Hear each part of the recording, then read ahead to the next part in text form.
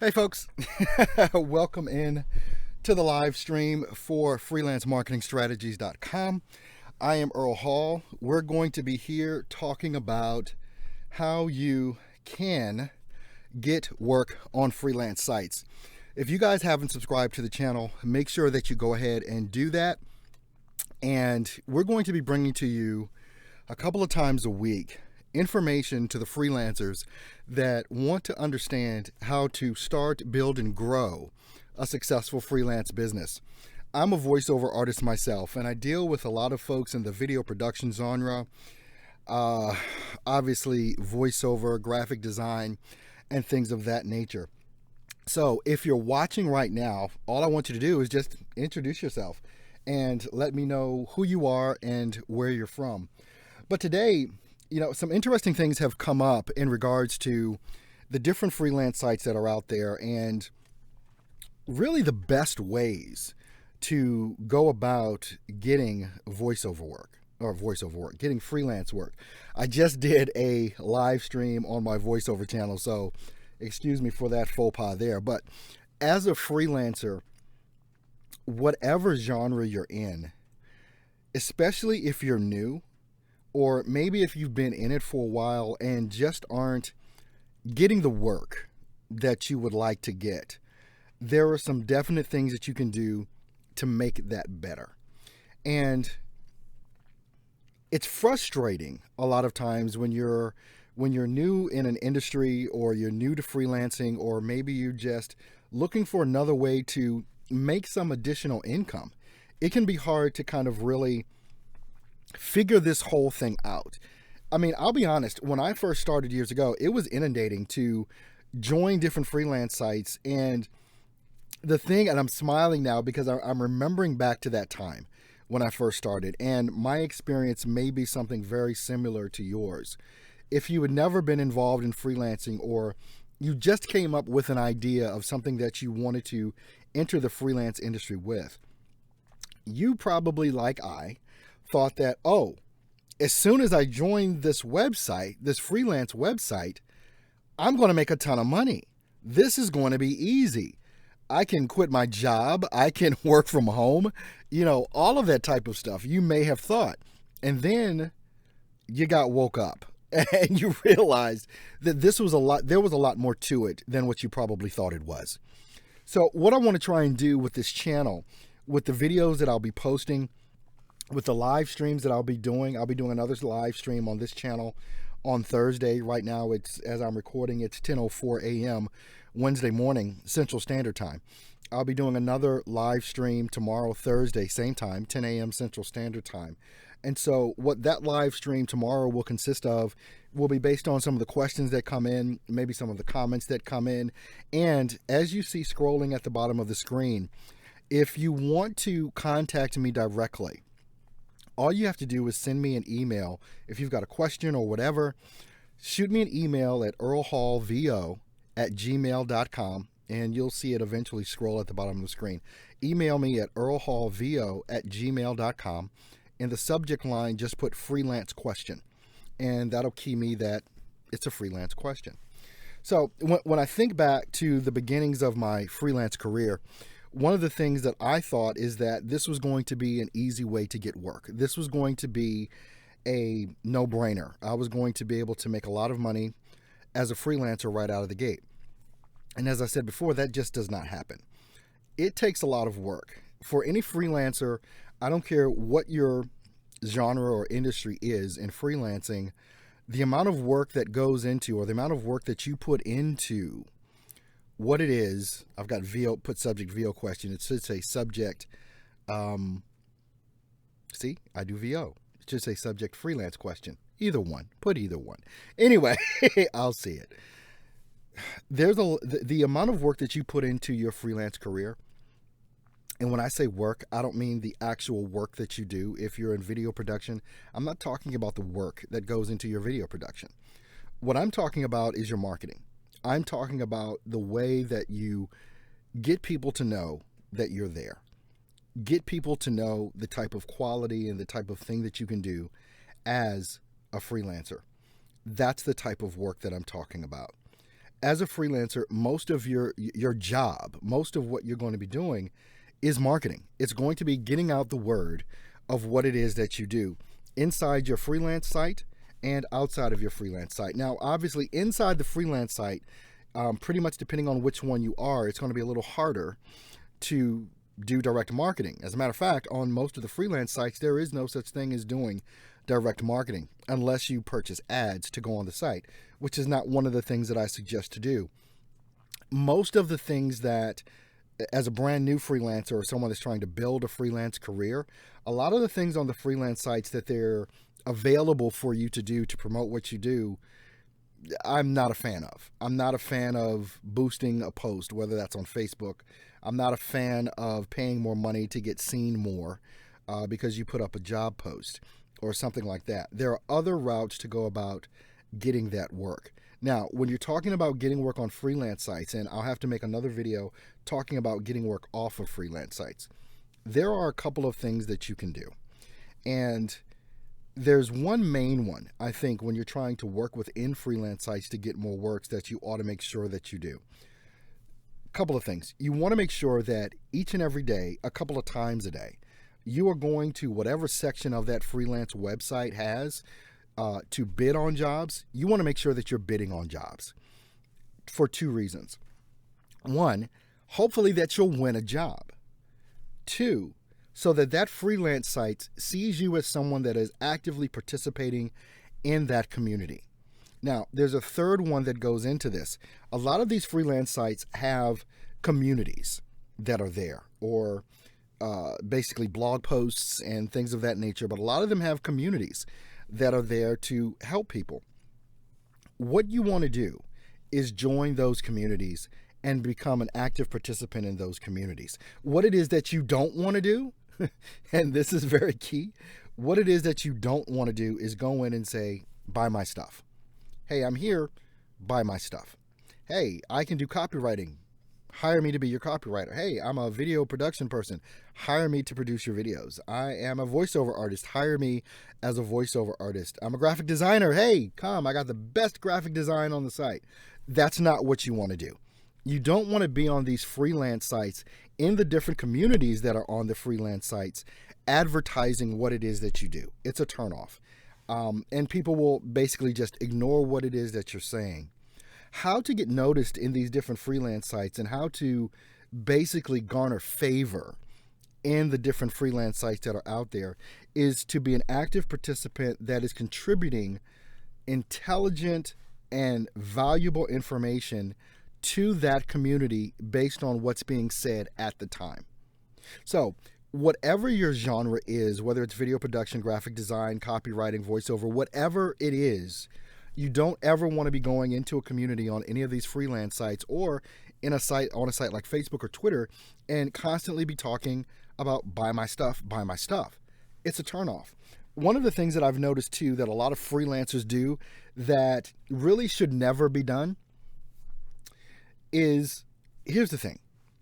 Let's say you're in graphic design. What I've seen over and over again, and I'm going to take a sip of my coffee here. What I've seen over and over again, and again, let's just say you're in graphic design. You'll go to a site like Facebook and you'll join all the graphic design groups. You'll join all the graphic design pages.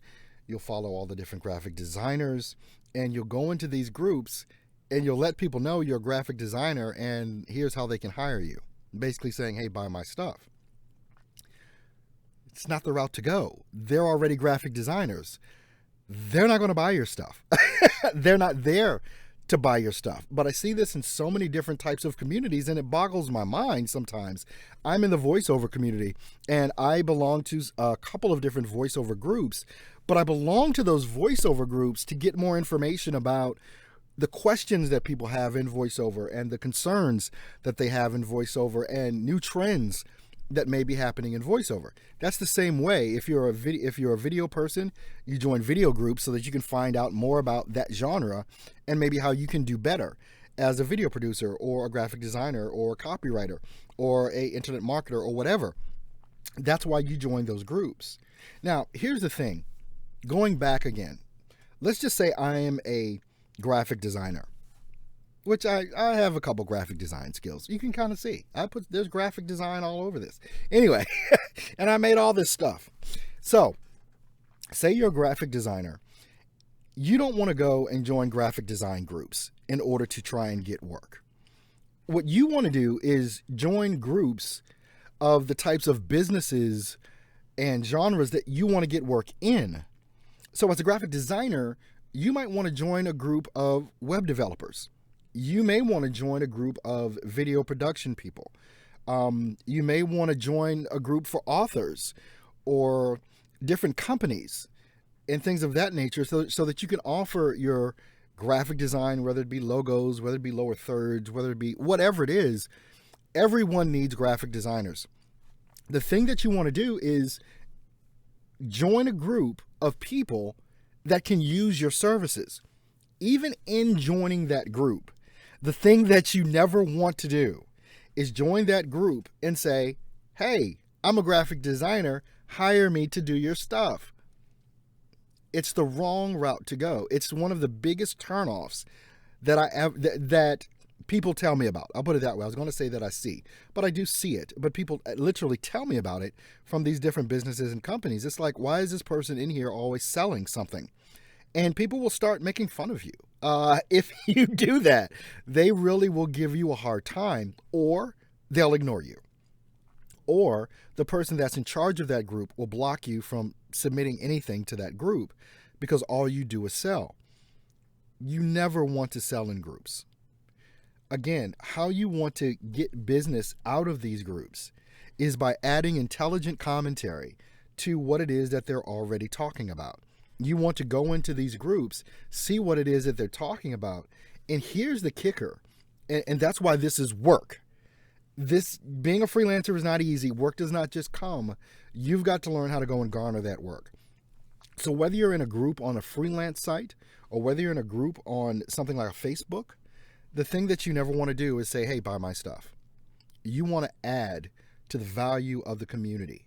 And what happens in turn over time is that if you start adding value to the community by the types of comments that you put, or you start answering questions in particular, you start answering questions that people have, or being a solution to a problem that people have and tell them how to solve that problem, what happens is that people will start clicking on your little icon. They'll start clicking on it to go find out more about you because of the intelligence that they see you can offer them, because of the value that they see that you can offer them. This is how you're going to start getting more work in your genre of freelance. Whatever industry freelancer you are, it does not matter. This is the way to do it. I had a situation come up, and this is something you want to be careful of. On this channel, I have a video. I forget what I titled it. Don't get kicked off of Upwork or something like that. I was kicked off of Upwork last year for about 48 hours because I did a no-no. So something happened to me yesterday on another freelance site that I participate in sometimes, and one of my regular clients sent me an instant message through their system. And they said, hey, I got a lot of work coming up, but I'd like to talk to you about it. Here's my number. Can you call me? No. It sent me a red flag. What you have to know is that in all of these freelance websites, people are watching the comments, because one of the major rules is that you can't call the client. And you have to realize it's really not your client, it's their client. You're a service provider for them to their client. That's what it is. That's how it's set up.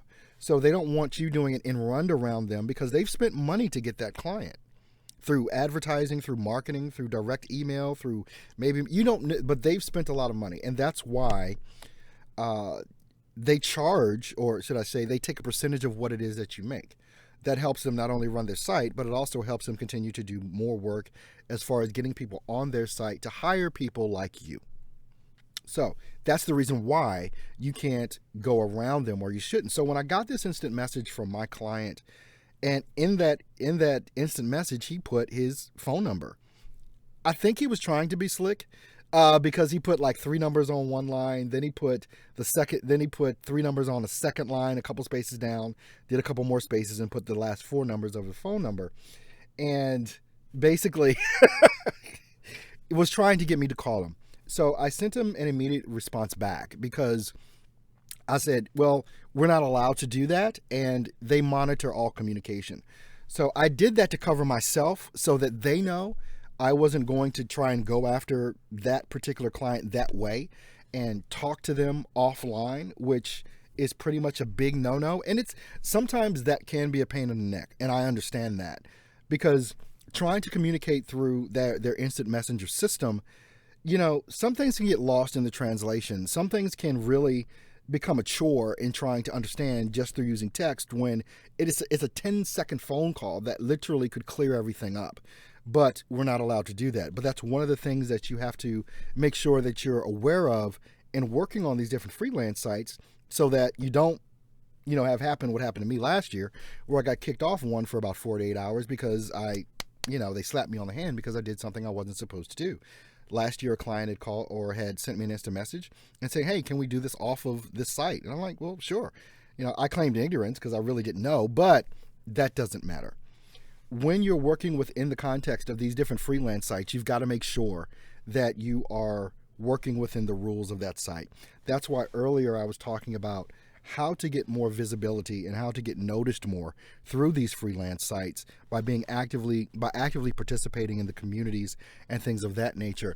How you doing, The Cure? Thanks for your comments. They should maintain a certain level of quality. Absolutely. If freelancers are truly contractors of these freelance websites, then they should treat freelancers with the same level of quality as employees.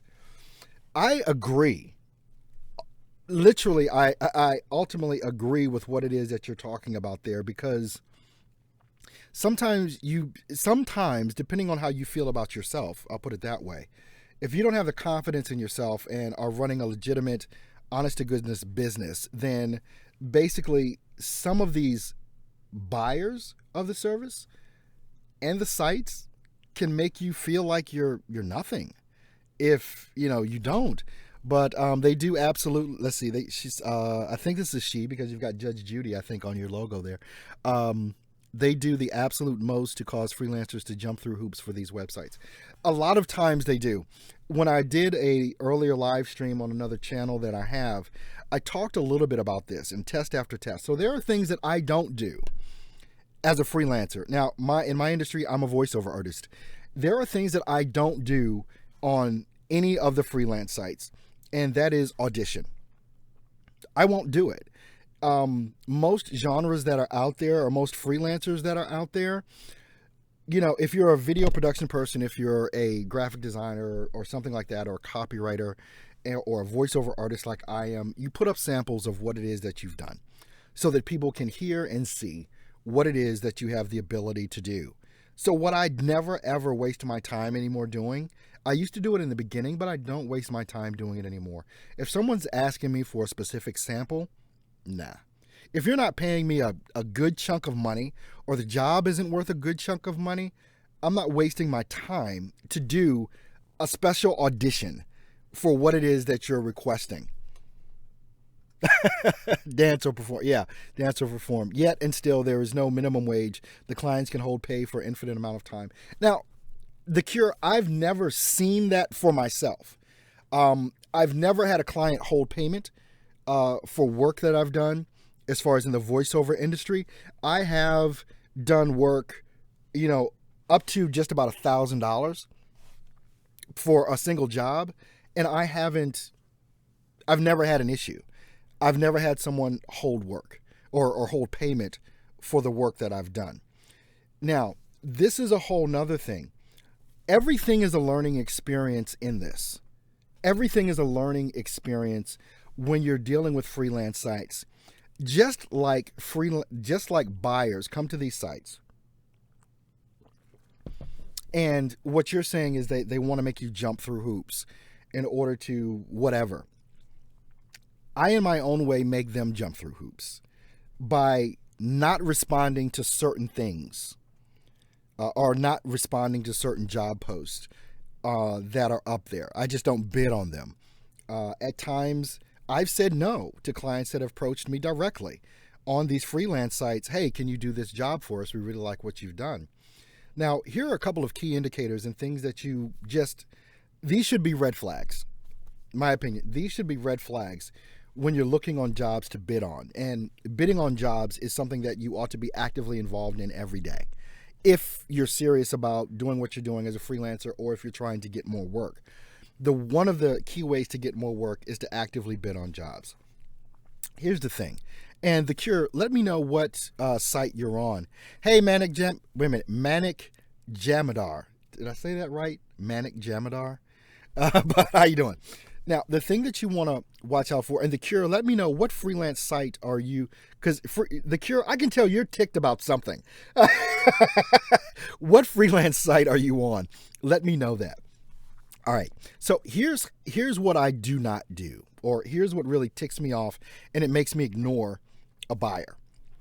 If they post a job and there's a one sentence description on what they want. Again, I do voiceover. Hey, I need a radio commercial. That's the description? No. Or someone says, I need a company logo. No. That is not I do not waste my time on one-word descriptions of stuff. I just don't.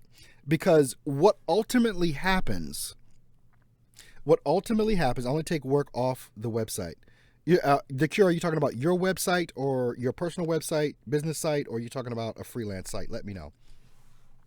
What happens and what will ultimately happen when you try and bid on a job that has a one-word description of what it is that they want, in a gig, in a job post or whatever, and you're bidding on this thing and you have no idea what it is that they actually want, you may wind up getting the job and you're going to get slammed. It's going to happen every single time. Well, we need this. And then you've got to go back. You've already submitted your bid. You've already said how much you'll do it for. You've already said all this, which kind of makes things a little bit cumbersome when working on the freelance sites, because when you bid on a job, you have to put the price. You've got to put the price first. Well, how can you put a price on something that you have no idea what this person is actually asking for? So I don't do it. If a buyer on these websites is trying to hire a freelancer and they don't have the time or the intelligence to put up a full detailed description of what it is that they want, trust me, it is not the job you want. Okay. The Cure says, I looked on Upwork, but honestly, I've seen most of them. Yeah, I only take work off of my website. Manic Jammer, can I build a freelancer website? Is that a good idea? Well, I have a freelancer website. As a business owner, my business is Earl Hall Studio, LLC, and I have a website, earlhallstudio.com. And with that, that's where the bulk of my work comes from. I do freelancing occasionally now. It's not my mainstay. It's one of my revenue streams, but I did a lot more freelancing years ago on freelance sites until I became more aware of marketing strategies that help me get more work and better quality work, which is my main way of marketing is email. That's my main marketing strategy, is email marketing. And there's a definite strategy to getting into that. And for some folks that are freelancers that don't have websites, it's something that you definitely want to consider doing. Now, here's a little trick. But again, I'm going to preempt this by saying that always follow the rules of the freelance site that you're on if you're on one. Now, here's a little secret. I don't do a lot of work on freelance sites anymore, but I do have some clients that have always gotten me to do their work, so I stay as members of these sites so they can get in contact with me. So what I do is this. I'll go onto a freelance site, and what you'll notice when people have jobs that they want done, they have their little icon or whatever that represents them, just like you have a little icon with your picture or whatever that represents you. And then under that, you see a username. A lot of the time, the username that these companies use or people use on the freelance sites are the same usernames that they use on Facebook or Twitter or Instagram or Snapchat. same username. So you can start doing research there. It's kind of like a way to use freelance sites to get work without using the freelance site to get work. It's like you find these people, and this is what I do if I do happen to find them from time to time, is I'll quote unquote stalk them on social media. Whereas if they put up a post that I can offer some value to, I'll make a comment. If I can't offer any value, I'm not going to make a comment. I'm not going to comment on the daughter's birthday. I'm not going to say, oh, happy birthday to your daughter. Well, that's kind of freaky. They don't know me, and I don't know them, and they don't know their daughter. I'm not commenting on a happy birthday to someone.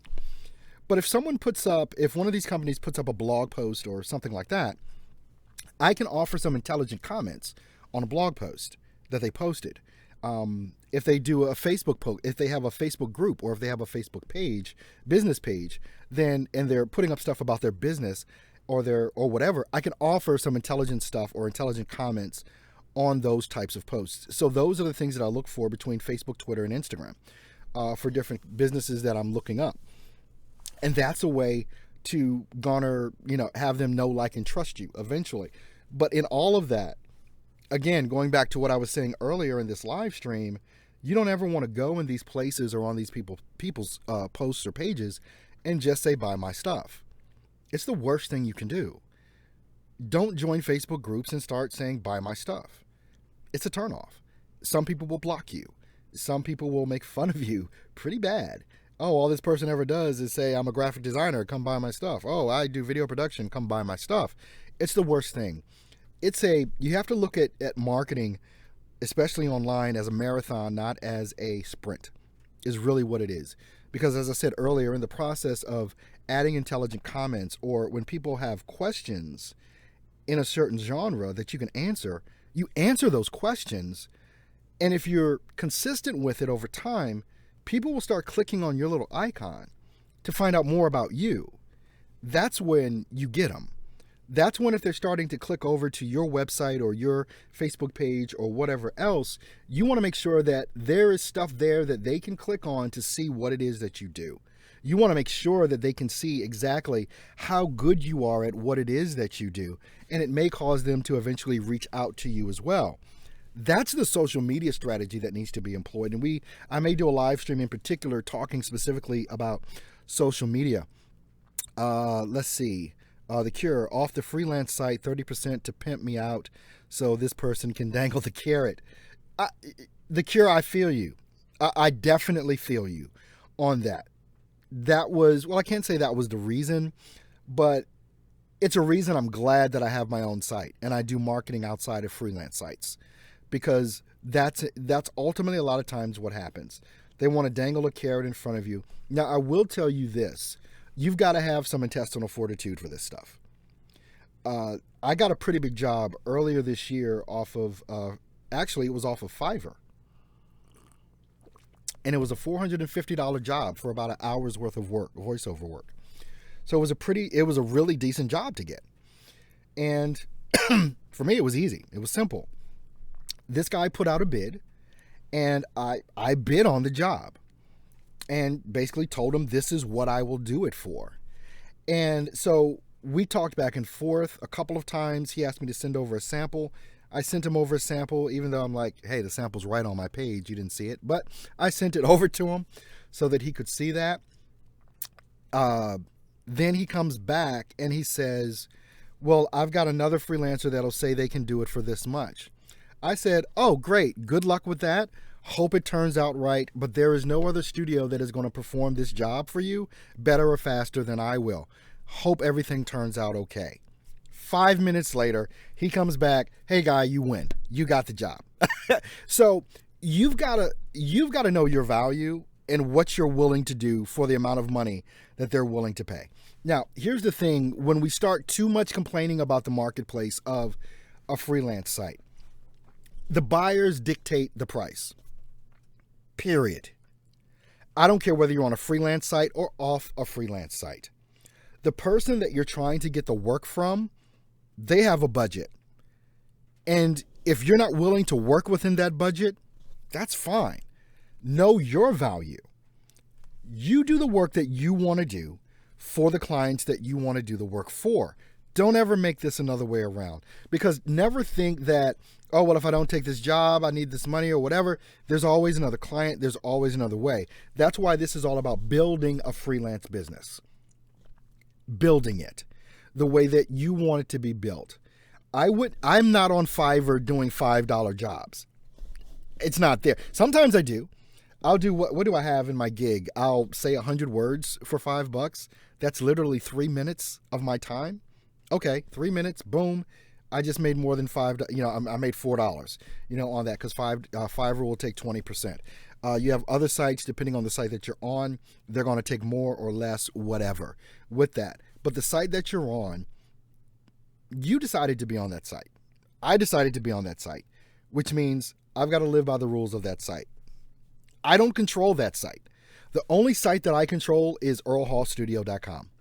I control my pricing. I control who I decide to work with, and that's whether it's on a freelance site or on my own. I've said no plenty of times. Nah, not interested in doing that. Okay, exactly. I use the website as a giant sales book. Yeah.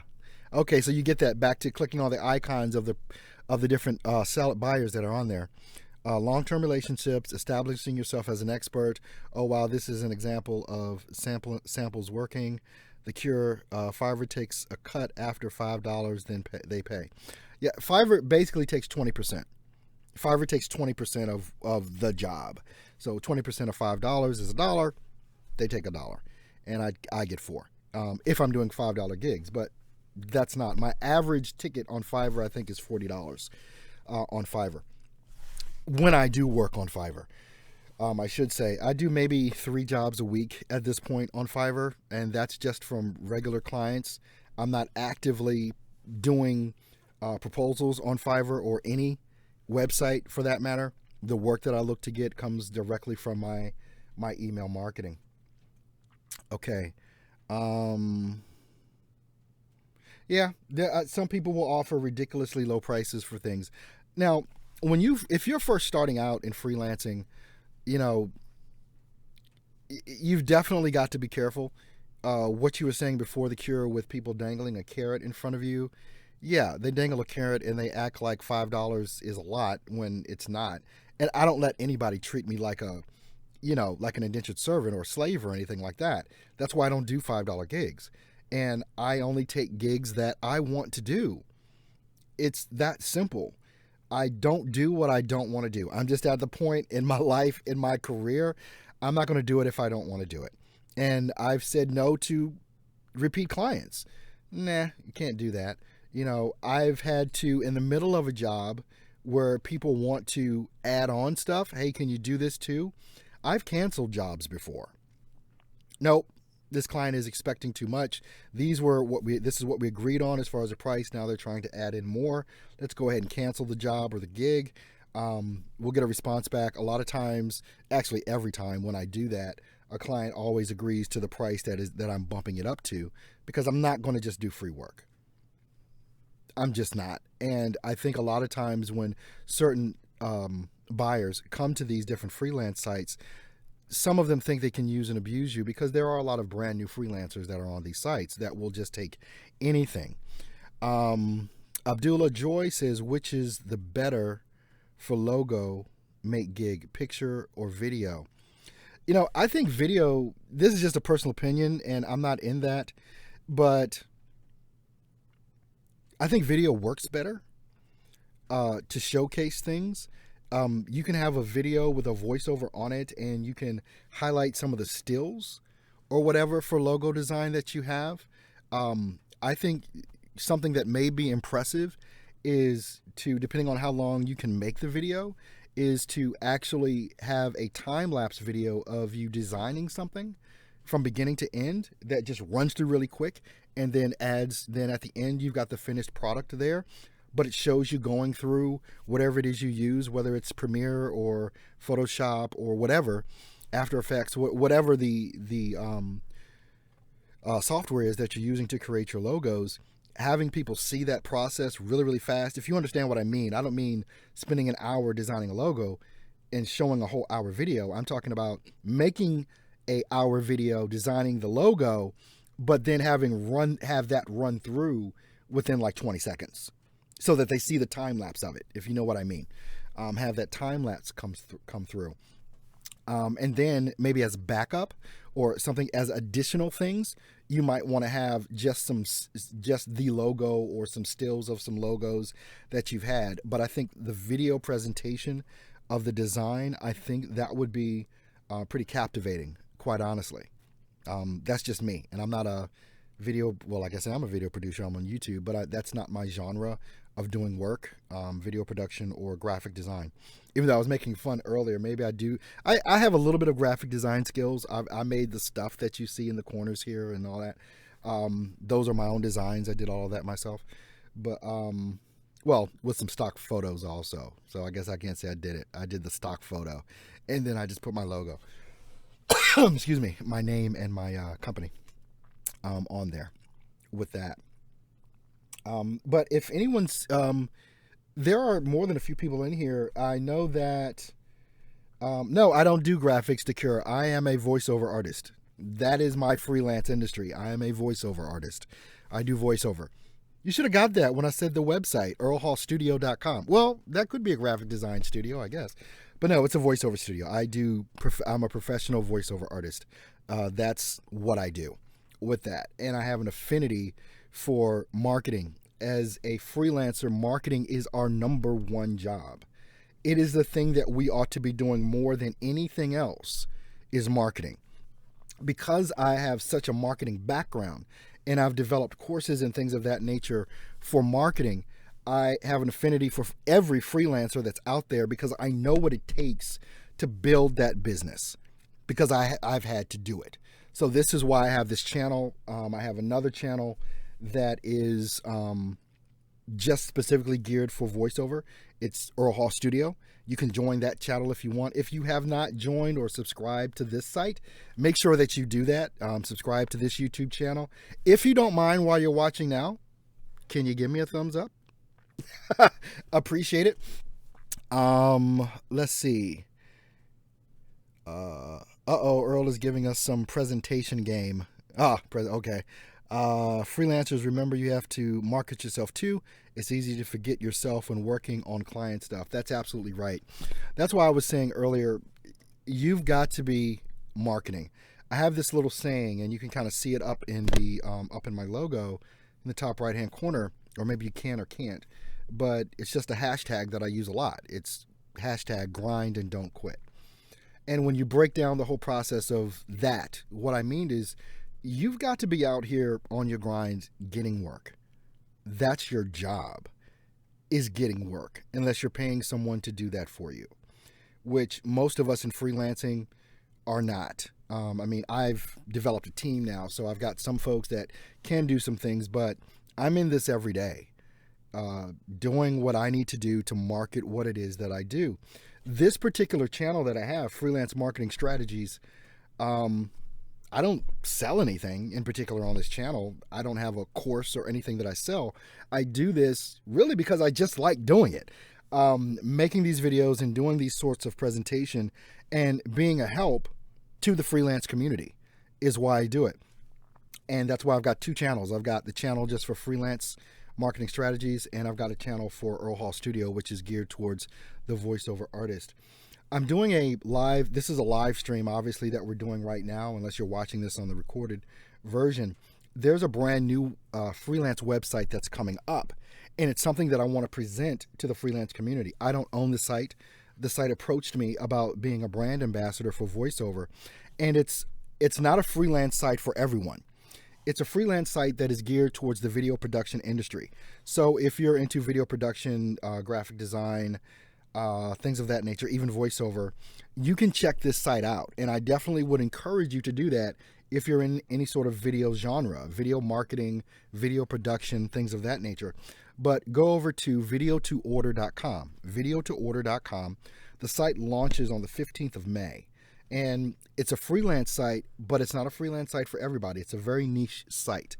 And it's videotoorder.com.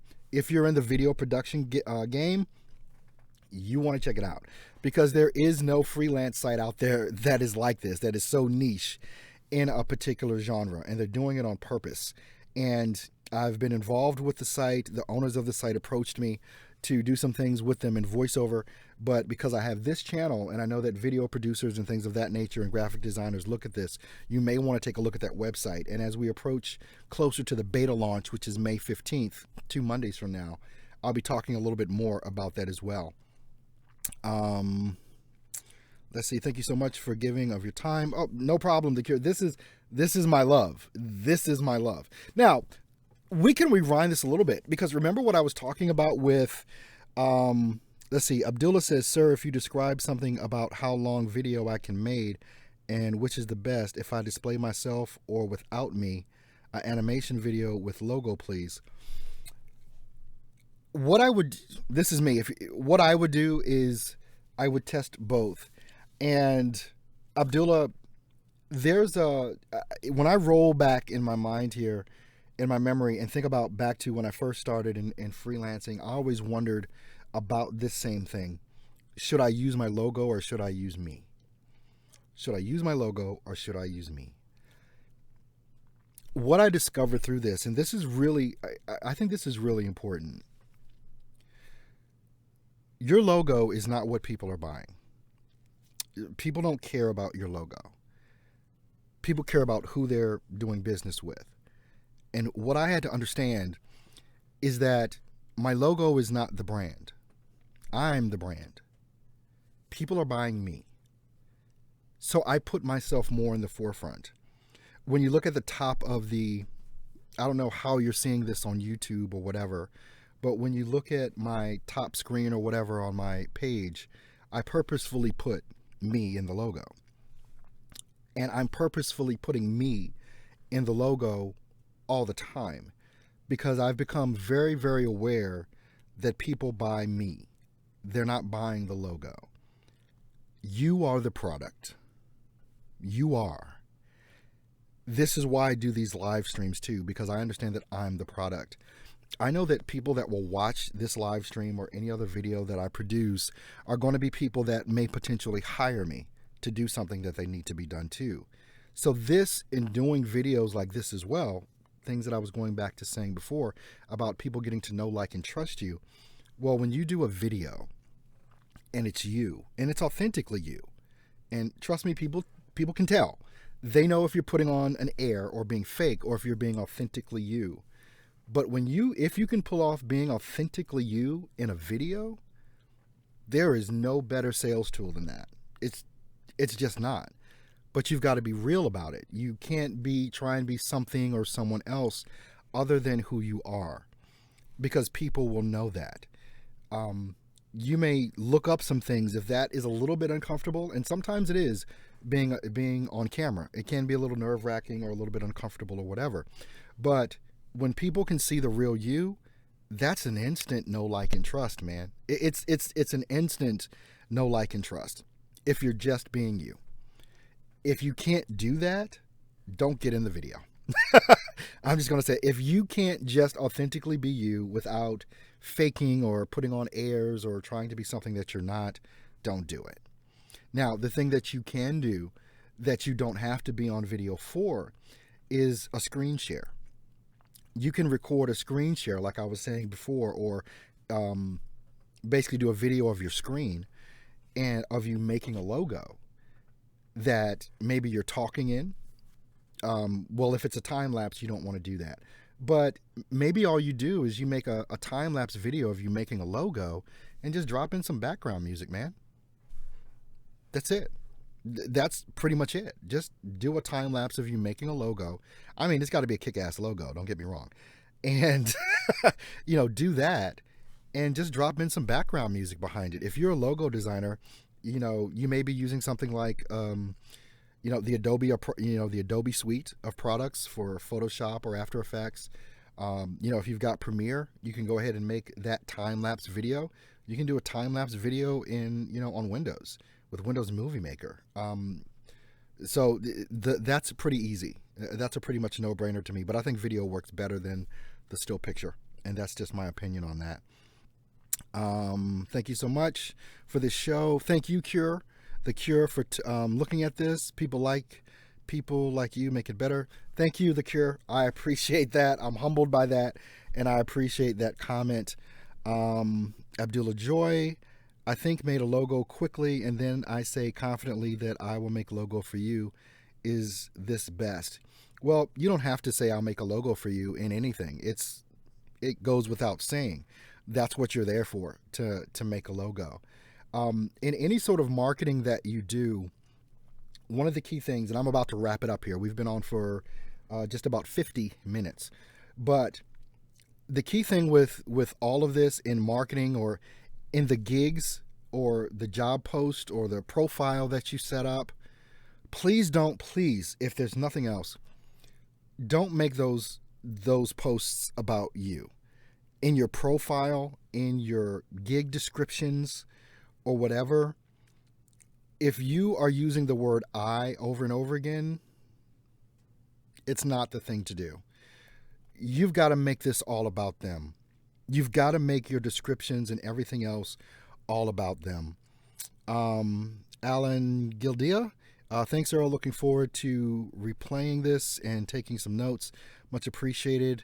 Alan, thank you for being on the live stream. Much appreciated. I'm here just to bring some value, and hopefully I can do that. If you have subscribed, thank you for subscribing to the channel. If you have not subscribed, please make sure that you do subscribe, because I'll be coming to you every week. I haven't set a schedule for this channel yet, but I will be here tomorrow at 10 a.m. Central Standard Time. I will be here tomorrow, and I'll probably do the topic tomorrow based on some of the things that have come in. I'm pointing this way, but it's this way. The comment screen that have come in through the comments in the live chat. I'm going to pick something. If there's a topic you'd like me to discuss, you can very well send me an email at, it's scrolling across now, email questions to earlhallvo@gmail.com. In this scroll, I say in the subject line, put VO question, but you can just put freelance question in the subject line, and that'll instantly be recognizable to me. I've got a little folder that it will go into. So if you've got a question or a topic you'd like me to cover concerning the freelance industry and growing that, then go ahead and shoot me that email or put it in the comments or whatever. When you subscribe, thank you so much, Abdullah, for subscribing. When you subscribe, and make sure that you tick the bell notification. That'll let you know instantly that I'm live or when I upload new video content. If any of you are interested in the subject of voiceover, how to build a voiceover career, how to market that, and the technical side of voiceover, I produce videos 5 days a week on that channel. It's just Earl Hall Studio. You can go there and check out some of the things that I talk about in marketing voiceover. You'll probably get some ideas about marketing your own freelance business, whatever it is, because everything is transferable in what it is that I talk about as far as marketing goes. It is basically, if you do this, these things will happen. And so I talk about marketing voiceover, which will help also in whatever career field you're in. And also I'll be talking about those tips and tricks over here on this channel as well. So thanks for subscribing, and thank you for participating in my live stream today. Hopefully you'll share this out. If you don't mind, give me a thumbs up. If this has been valuable for me too, go ahead and give me a thumbs up on the video. And I will see you guys tomorrow, 10 a.m. Central Time. So you have a great day, and thanks for being on the live stream.